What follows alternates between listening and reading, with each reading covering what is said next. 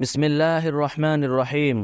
حضرت عبداللہ بن عباس رضی اللہ عنہما بیان کرتے ہیں، عیینہ بن حصن اپنے بھتیجے حر بن قیس کے پاس آئے، اور حر بن قیس ان لوگوں میں سے ہیں جن کو حضرت عمر رضی اللہ تعالی عنہ اپنا قریبی سمجھتے تھے، اور قراء لوگ بھی حضرت عمر رضی اللہ تعالی عنہ کی مجلس میں بیٹھتے اور ان کے مشیر تھے، جن میں کچھ ادھیڑ عمر والے اور کچھ نوجوان تھے۔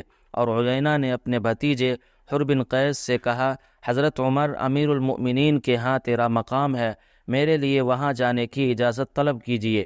چنانچہ انہوں نے اجازت مانگی، اجازت مل گئی۔ جب وہ مجلس میں آئے تو عیینہ نے کہا کہ اے ابن خطاب رضی اللہ تعالی عنہ، خدا کی قسم، نہ تو ہمیں مال زیادہ عطا کرتا ہے اور نہ ہی تو ہم میں عدل و انصاف کر رہا ہے۔ حضرت عمر رضی اللہ تعالی عنہ اس کی بات سن کر ناراض ہو گئے، قریب تھا کہ اس پر دست درازی شروع کر دیتے۔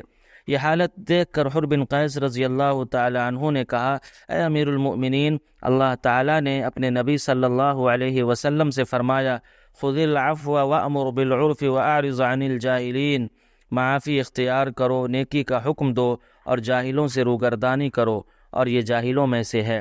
اللہ کی قسم، اس آیت کی تلاوت کے بعد حضرت عمر رضی اللہ تعالی عنہ نے کچھ حرکت نہ کی، اور حضرت عمر رضی اللہ تعالی عنہ کتاب اللہ کے مطابق بہت زیادہ عمل کرتے تھے۔ رواہ البخاری۔